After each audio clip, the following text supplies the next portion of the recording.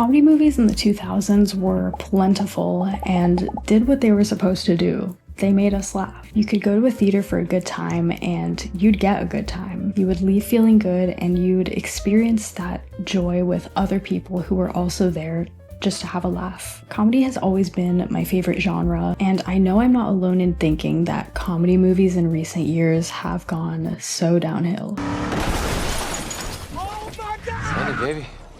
Looks like it's time for that 2022 Honda Odyssey. Oh my God, bro. And I'm generalizing a bit here, but I mean, when I go to see a movie in theaters that's labeled as a comedy, I'm probably not gonna get that satisfying laugh out loud experience that I'm hoping to get.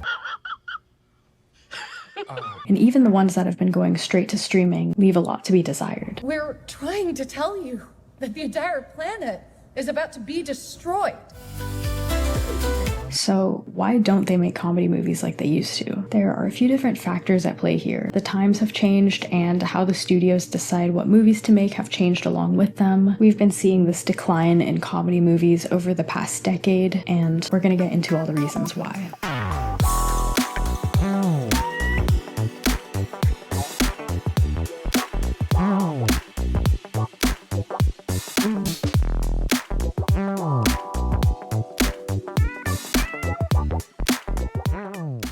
In the years from 2000 to like 2014, there were so many good comedy movies being made and coming out in theaters. Movies like Anchorman, Step Brothers, Superbad, Walk Hard, The 40-Year-Old Virgin, Zoolander, Mean Girls, Bridesmaids. We were just getting some really good stuff. Wait, you changed your name to McLovin? When a lot of these comedy movies were coming out, I was still too young to go see them in theaters, but my family owned most of these on DVD, so I was still able to enjoy these movies around this time. In this era, people were going to the theaters a lot more than they are today because there wasn't the convenience of all these streaming services. So the studios were producing movies that focused on appealing to the domestic audience, which comedies tend to do. In addition to this, even if a comedy didn't do well in the box office, they could rely on home video sales like VHS or DVDs to help with those profits. So there was a lot less risk involved in taking chances on a comedy script. The studios were much more likely to take those risks investing in comedy. Today, most people would just rather wait for those new movies to come to streaming platforms instead of seeing them in movie theaters. We've gotten so used to the convenience of streaming and having much more control over our viewing experience. So now the studios, when producing a movie, know the movie either has to perform really well in the box office or it has to immediately do well on streaming. And since they can't rely on the profits from the domestic box office, they have to cater more towards the international box office. The problem with showing comedies to an audience overseas is that they're not going to get most of the jokes. Most of what will be funny is rooted in having an understanding of American culture, so comedy movies just don't resonate with an international audience as much. That's why we've mainly been getting drama or action or horror movies in the theaters, because the emotions these stories evoke are much more universal. So instead of pure comedy movies, we're getting superhero movies with a sprinkle of humor here or there, or comedies with some sort of larger point to make. Really nothing that's made with the sole intention of making us laugh. Like, if you look at the movie Superbad, which is just a hilariously honest look at what it's like to be a high schooler coming to grips with growing up and moving on from high school. I just want to go to the rooftops and scream, I love my best friend Evan. Imagine that movie trying to preach something bigger to the audience. It just wouldn't hit the same, and comedies that feel inauthentic just aren't gonna work. If we can sense that sort of corporate influence over what could have been an amazing comedy, it's just not gonna resonate with us.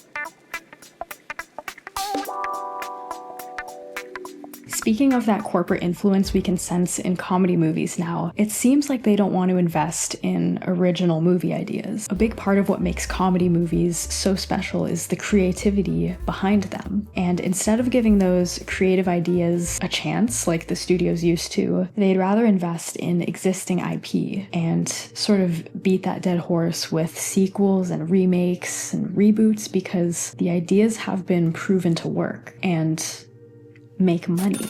And by the way, if you're not familiar, IP means intellectual property, and Hollywood's obsession with this explains why all the new movies have just been sequels, prequels, or remakes, like things like that. They know audiences will be familiar with things like Jurassic Park or Super Mario or, of course, Marvel. So they assume people would rather spend their money on tickets to see characters and stories that they're familiar with and things that they recognize rather than taking a chance on a new original story. Now, that's not to say that they're all bad. I saw the Naked Gun reboot in theaters recently, which was a comedy film franchise originating in the 1980s, and this was the first good comedy I've seen in theaters in a while that was just goofy and got a genuine laugh out of me. And I think there's also something to be said about how cancel culture has impacted comedy. I mean, if these studios are less willing to take risks on making comedy movies, they're certainly going to want to play it safe when they do eventually have those comedic moments. I'm pretty lucky. I have naturally dewy skin. Listen up, Neutrogena.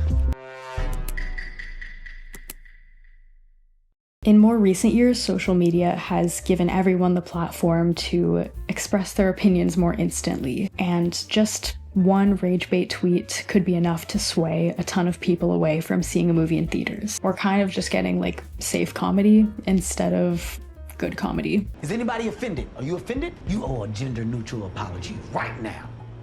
Although we haven't had any major comedy blockbusters in recent years, there still have been some genuinely funny movies coming out. They're just on streaming, and it's hard to find them sometimes. I mean, there are so many different streaming platforms now, and they're always shifting around. It's an entire struggle to find the ones that are good and funny. For example, I thought the Please Don't Destroy movie that came out on streaming was pretty funny, and I never would have known about it if it wasn't recommended to me by someone in real life, because it's just so buried in there. This movie was just a good time and was written by some genuinely talented comedians. These guys are writers on SNL, which reminds me of another factor in the decline of comedy movies, that comedy talent has mostly moved away from the movies. If you think about that era of great comedy movies in the 2000s, so much of the talented writers and actors in those movies were people who got their start on SNL. I threw it on the ground.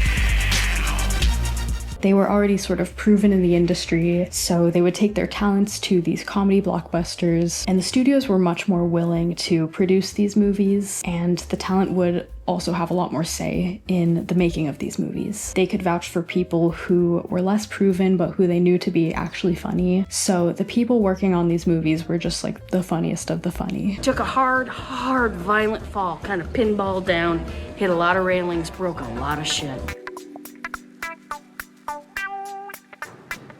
With the number of comedies the studios were picking up decreasing, there were less opportunities for the next generation of comedians, where people like Will Ferrell or Kristen Wiig would once go from television to blockbuster movies. The new generation of talent would stay in television or find their audience on YouTube or through short-form content, places where their ideas and talents would have a lot more of a shot. TV is also much less of a financial risk than movies, so it's easier to try out new ideas and give new performers a shot. If they can build a platform without dealing with the long process of working with a studio and without having to share their earnings with that studio, then, why wouldn't they? And there's all this talent and different platforms for them to share their work, but today videos just don't impact culture in the same way that movies did.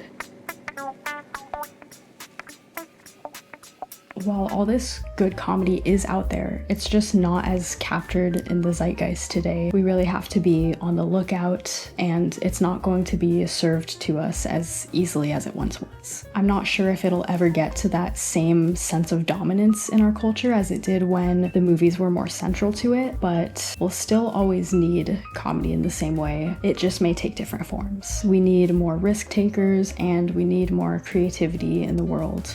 As always. Let me know if you have any thoughts on this. If you have any genuinely funny movies you can recommend, please drop them below. And if you made it this far in the video, thanks so much for watching. I'll be back with more videos, of course. Bye.